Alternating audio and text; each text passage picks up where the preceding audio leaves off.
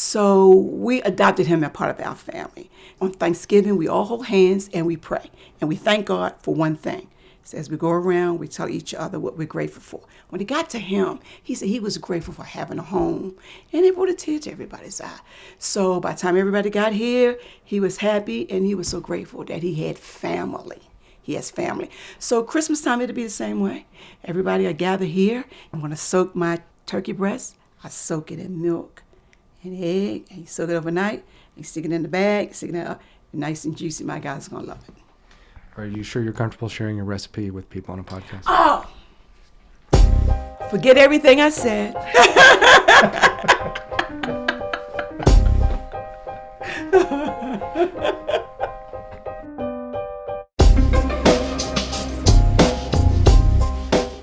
Hello and welcome to the TBI Family, a bi-weekly podcast for caregivers of service members and veterans who've experienced traumatic brain injury.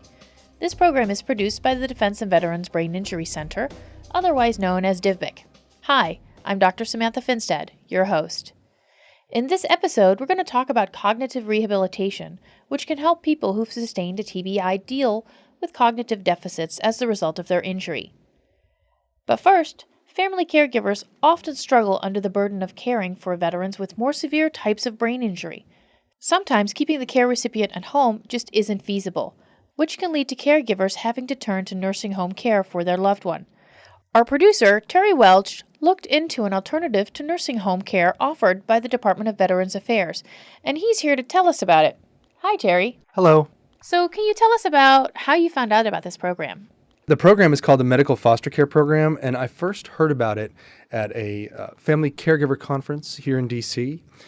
In the last episode, you may remember I spoke to this woman about the Caregiver Respite Program. Dana Cooper. I'm a registered nurse by background, and currently I am the Director of Home and Community-Based Care Programs here in the Department of Veterans Affairs in Central Office, D.C. It turned out she also oversees another program called the Medical Foster Home Program, so I asked her to explain it to me. Our Medical Foster Home Program is a program that is an alternative to nursing home care. It allows veterans who meet the level of care need for nursing home placement to stay in their community with the care of caregivers who are willing to open up their home and care for veterans in their own homes and provide the care that is needed so that these veterans who otherwise would be in an institution are able to stay in a community. Those caregivers, with the backup of a team of local medical professionals, provide 24-hour assistance to veterans under their charge. So what about some other things like food, transportation, even like things like leisure activities? Cooking, bathing, travel to and from appointments, all of that is part of what the caregiver does. So depending on the severity of the brain injury, that could be a lot of care. It definitely can be, but Dana said they're very careful about making sure the caregiver is up to the task. We individualize the care plan for that veteran, and we ensure that the caregiver has been given the proper education in order to care for the specific needs of that veteran. But still, that does still sound like a lot of work. The veterans do pay a room and board fee, depending on the level of care required, but the difference between those fees and the cost of a nursing home is huge. And there are VA programs to help cover those costs if needed. But you're right, it's a lot of work, and Dana said it takes kind of a special person to do it. They are people with very big hearts. Most of the people that tend to come into this type of caregiving are people who have been in some kind of caregiving role in the past. We have a lot of retired or former healthcare workers, nursing assistants, nurses, social workers, or the like. Sometimes it's just someone who has been in a caregiving role in the past, either cared for a loved one and now has that skill. And sometimes it's just somebody who just wants to be a stay-at-home parent. So we have a whole variety of different types of people. But usually it's someone who wants to be able to give back to our veterans. Wow, that sounds like really an amazing program. I'd love to meet one of the people that does that. But you talked to one, right? I did. I drove up to a neighborhood, a suburb in the north part of Baltimore called Parkville. Hello. It's this really pretty little neighborhood of these well-maintained older brick homes. And I met Joanne Anderson West. She calls her home Hawkins House Assisted Living after her mother, whom Joanne took care of before her death as a result of breast cancer. I began to take care of her during her last couple years of her life. And prior to taking care of her, the way life works, I had volunteered for GBMC. What's GBMC? Greater Baltimore Medical Center. I took a volunteer class to take care of the people with cancer. I would relieve the family. So that was my beginning of taking care of people. So by taking care of relieving the families, and then my mother developing breast cancer, I began to take care of her. That's when that desire began of me helping and taking care of others. So Joanne already had experience doing this, like Dana mentioned. Yeah, but she doesn't just see this as something she does because she learned how to do it. More than once, she called it her ministry. She sees taking care of others as a duty she's called to perform. She showed me around her house, and the whole thing's been set up to make the care recipients' lives really comfortable. Because the two men who live with her have some trouble walking, there are like these handles in the bathrooms by the side of the toilet and helping them get out of the shower. There's one of those automated chairs that helps take them upstairs. All right. Now watch it now, so you won't be one of my patients. All right. We call this the cat lap. This is the gliding chair. It goes up and down for the residents. A remote, or the arms can take you back and forwards. Okay. Each of the men who lives there has a private room with this view onto the tree-lined street of the neighborhood. It's a nice setup. You know, my grandmother was in a nursing home, and my wife has worked in nursing homes, and there are some very nice ones, but I'm not sure any of them could feel like a home in the way that Joanne's home does. This is the dining room. This is where we gather for our 3 meals a day, plus our snack. Very good food. Thank you very much. But I try to make it as homely as possible.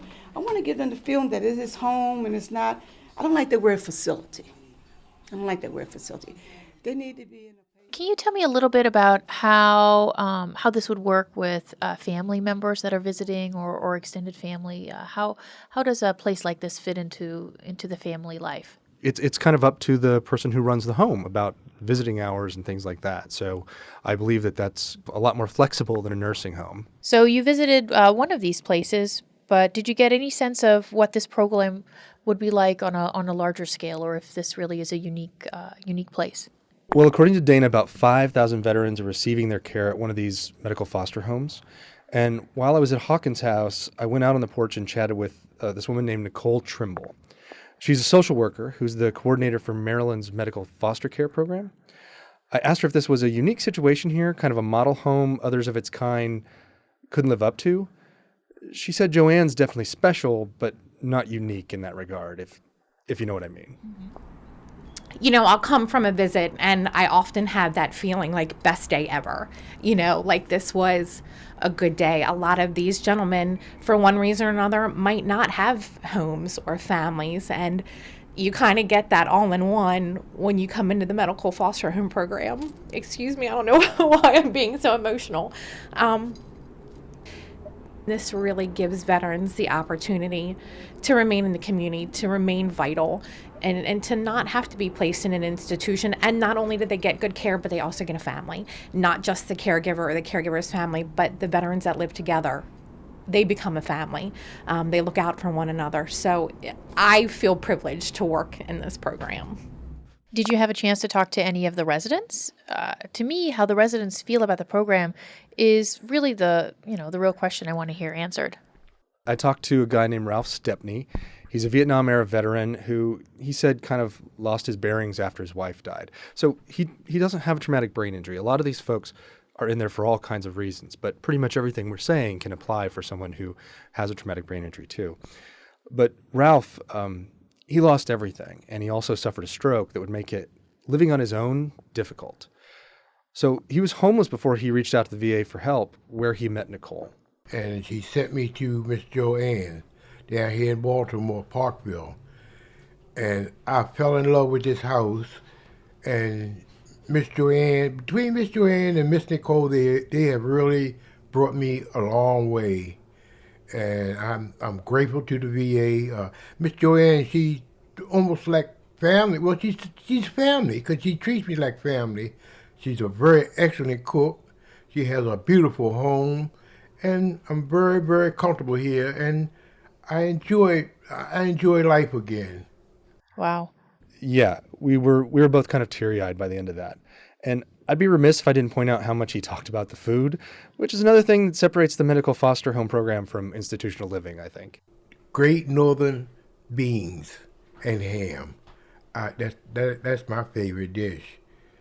Great Northern beans and ham. Oh, yes.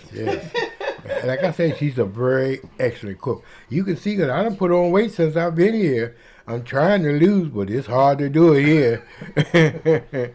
That's what, makes life worth living to many people. It's good food. So what else is there to say about this program? I guess just that families who are interested in taking advantage of the program should contact their local VA to see if it's even available for them. It's not yet at every medical center, but Dana Cooper said they're working on it. Also, Joanne had a message she wanted to send anyone who's even thinking about becoming a medical foster home program caregiver. There is a need. There is a great need to become a medical foster home. I call myself mom, even though those guys are old enough to be my father or brother. But I am very proud to be a part of this program. I think that our veterans deserve it. I think there's a lot more veterans out there that need to be taken care of. And I would pray that someone out there would have the heart to want to bring them into their home and to treat them like their own brother or sister or father.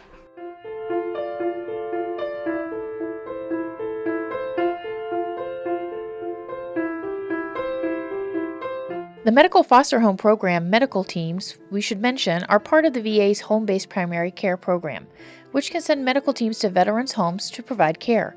We'll put a link to both programs' web pages in the description of this podcast.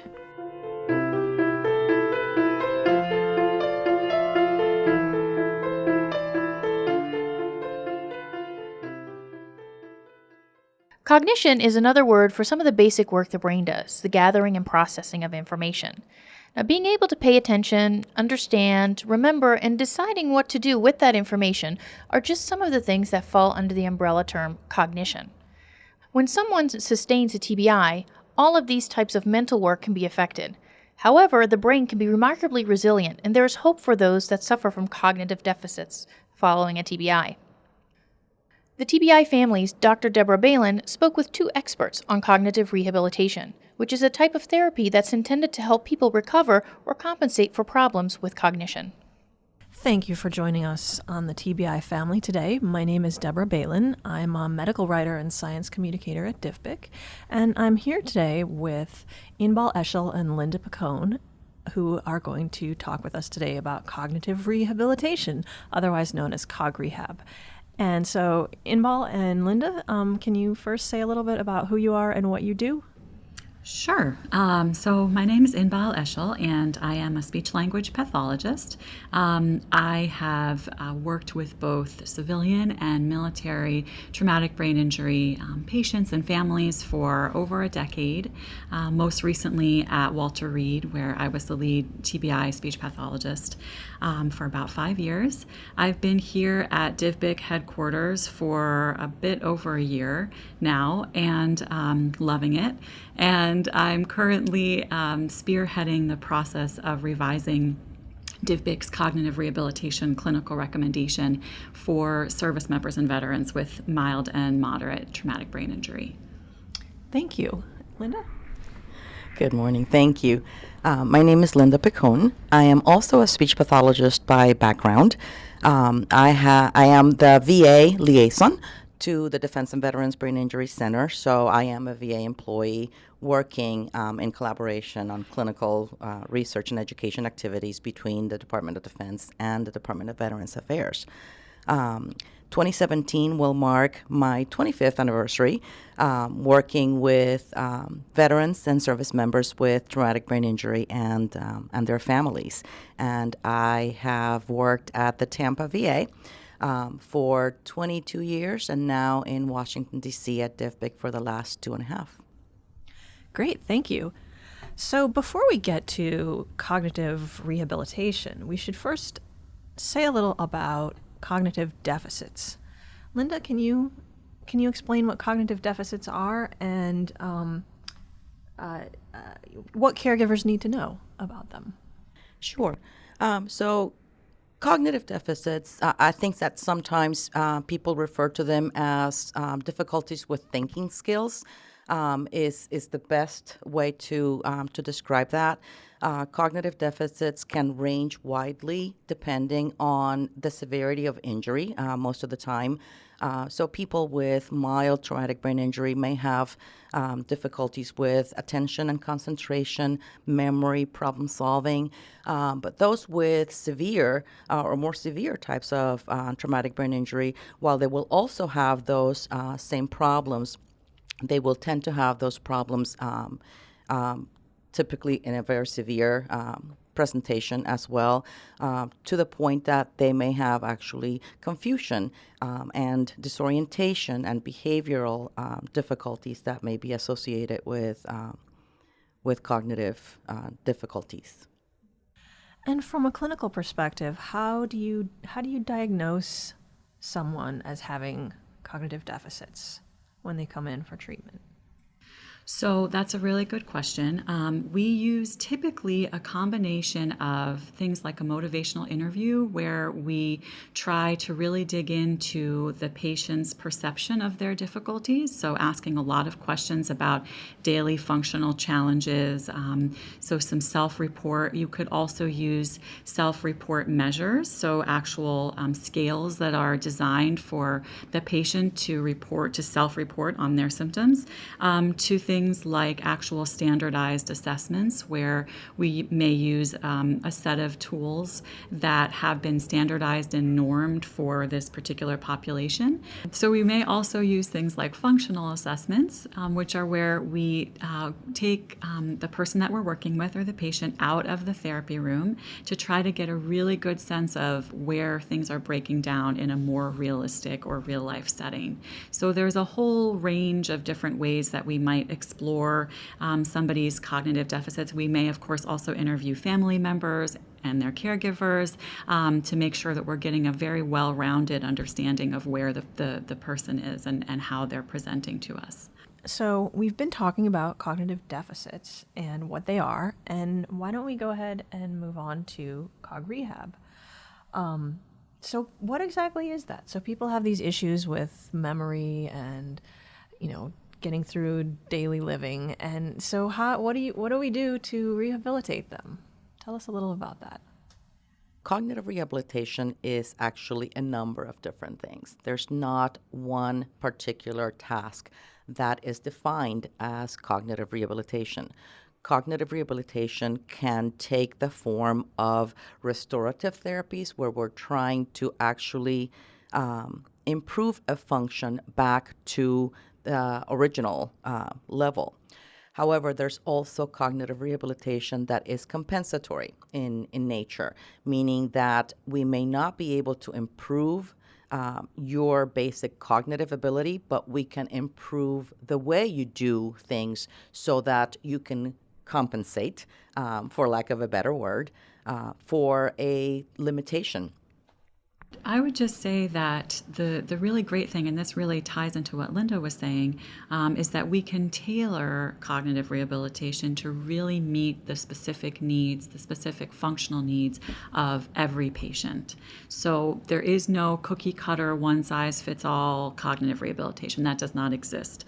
What does exist is the process through which a therapist and a patient and family and caregiver work together to address the most critical functional needs of that patient. And so if that happens to be in the area of memory, then we tackle and we figure out if there are restorative or compensatory approaches that will really help with that particular set of functional challenges. So it's really about tailoring your approach to whatever the specific day-to-day needs are of that person, of that individual. Can you give us an example of what you've been describing? Sure, absolutely. So let's say that we have a patient who comes in and they say, my memory sucks. right? We've all actually, probably most speech pathologists have heard something like that.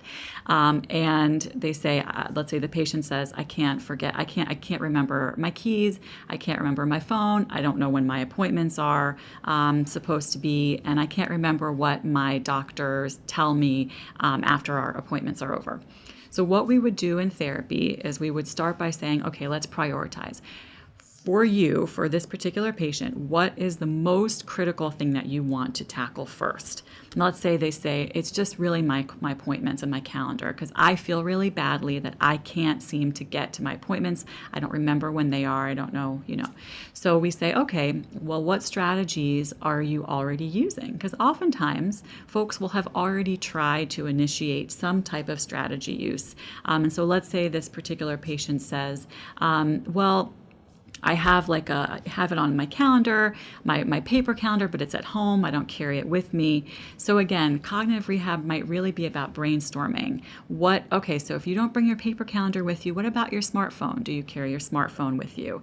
And let's say they do. So then it's really about, okay, well, how do we maximize that tool? It could be a smartphone, it could be anything else, to really support you in what you want to do. So it might be things like setting up calendar reminders, and it might be things like making sure that every time you get a paper schedule of all your appointments, the first thing you do is you sit down and you make it a routine.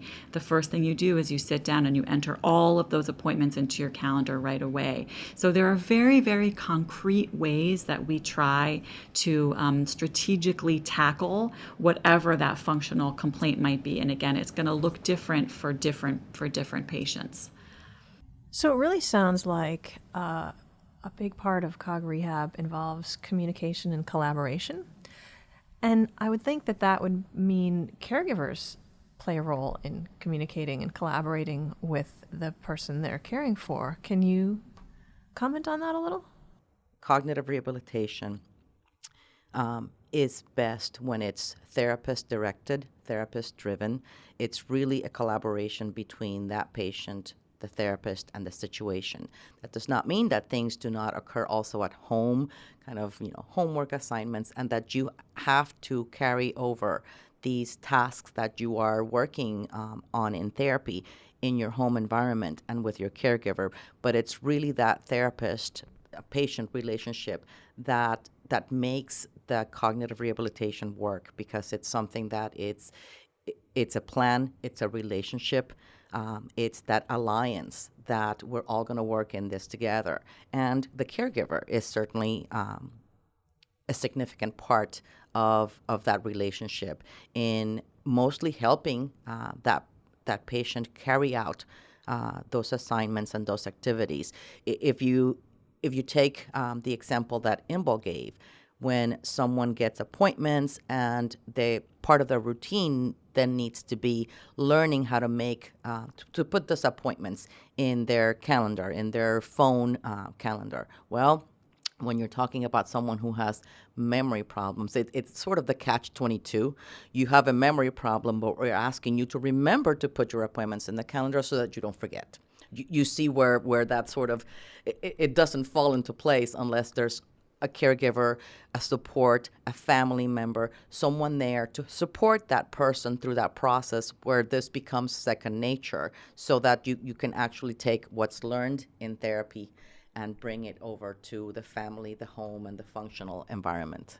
The therapist and the patient spend, maybe 50 minutes, an hour together, maybe once or a couple times a week, and all the rest of their time is spent with caregivers, with colleagues, with family members, and friends. And so I think we have to really keep that in mind, that the time that we spend doing official cognitive rehabilitation in a therapy session is extremely limited. And so we rely on caregiver kind of support and family and friend support of this individual to really make all of these strategies that we kind of try to learn together to make them carry over.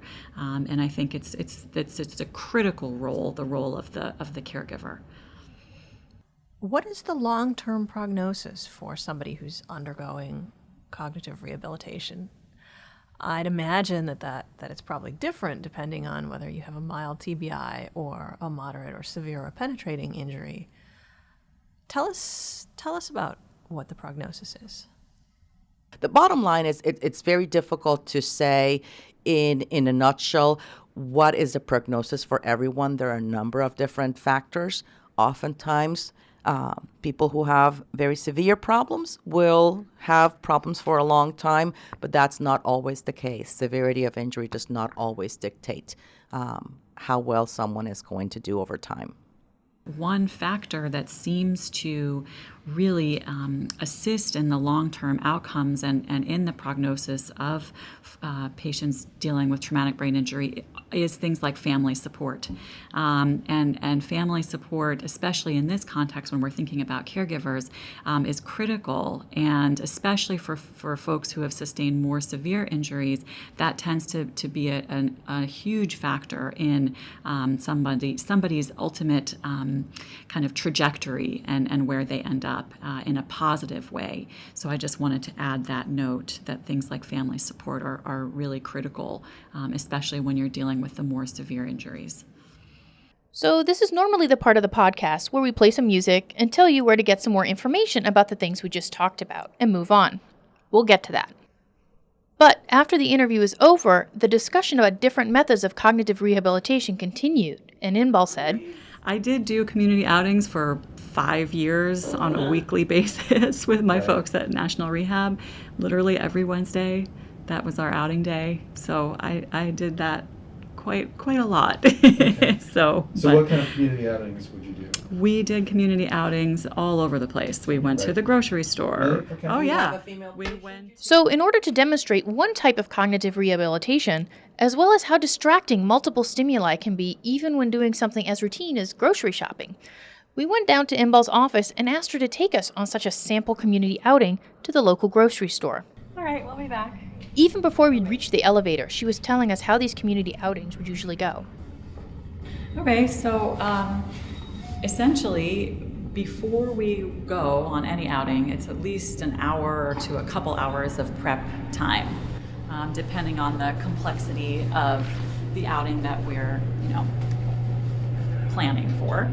And as I mentioned earlier, a key thing that we're going to determine in the planning phase is what are our goals. Another thing that we used to do all the time when we did community outings at National Rehab was figure out a role for each individual who was going on the outing. So for example, somebody might be keeping track of the time, and that's really, really important. That's actually an incredibly important skill in general, is to be able to stay on a schedule. So for example, making sure that we leave ourselves enough time to get there when we want to, but even more critically, figuring out what time we need to pack up and start to get ready to come back so that we again get back to where we need to be on times.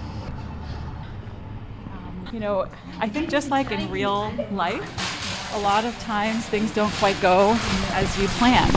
And I think that's actually part of the beauty of going out into the community, because it is really so much more like real life, and you can't plan for everything.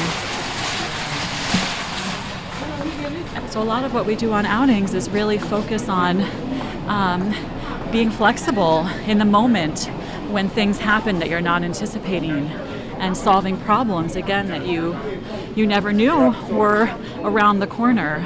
For example, one that we ended up tackling quite regularly was taking public transportation. And when you're taking public transportation and you might be in a wheelchair, and the metros might be closed, or the escalator's not working, there's a tremendous amount of problem solving that goes into just navigating everyday challenges.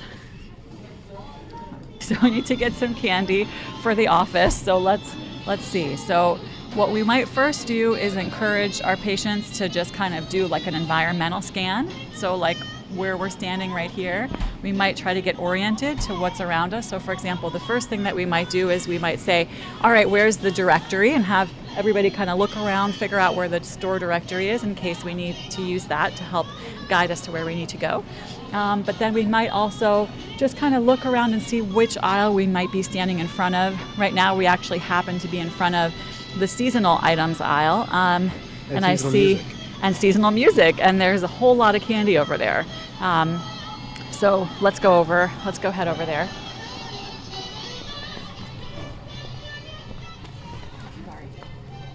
So for some folks with maybe more severe injuries, just getting to this aisle and getting to this point might really be a very big success. For others who have milder injuries, it might really be about finding, the exact specific brand that they really, really were interested in.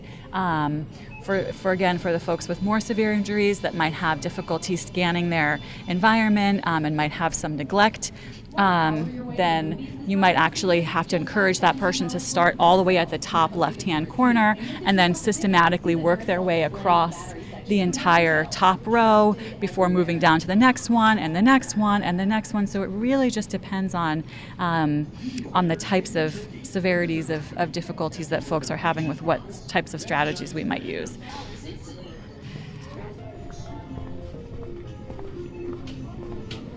Now that we've gotten all the items that we need in our basket, we have to make some decisions, right?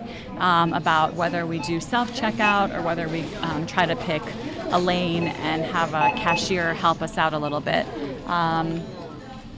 Typically, I would say that especially for the folks with the more severe injuries, we should definitely go with the traditional cashier route because there just tends to be a little bit more support for that. 1 second. $17.55, please. So we had a successful shopping experience. We had a goal. We knew what we needed. We had a plan. We used the environment. We used resources. Sometimes we need to ask for help, right? We all need to ask for help sometimes. So that's another strategy that we can really encourage folks to be flexible and to be able to ask other employees of the store for help.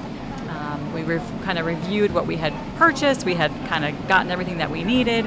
And so, we managed our time. Again, these are all really important things that you can consider when you're out in the community. And I think we did a good job. Yeah, job well done.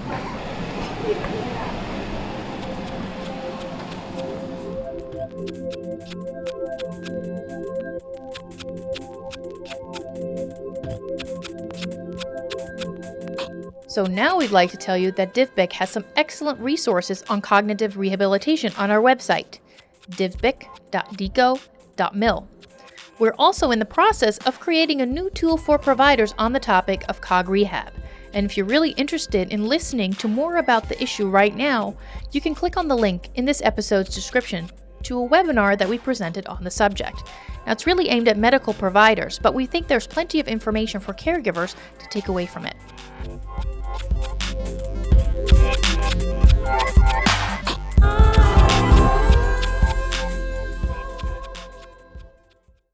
As always, if you have any questions about the podcast or about DivBic products or programs, or are interested in telling us your story, please feel free to email us at info@divbic.org. In the next episode, we'll talk about how substance use can make traumatic brain injury symptoms worse, prevent full recovery, and increase the risk for a repeated TBI.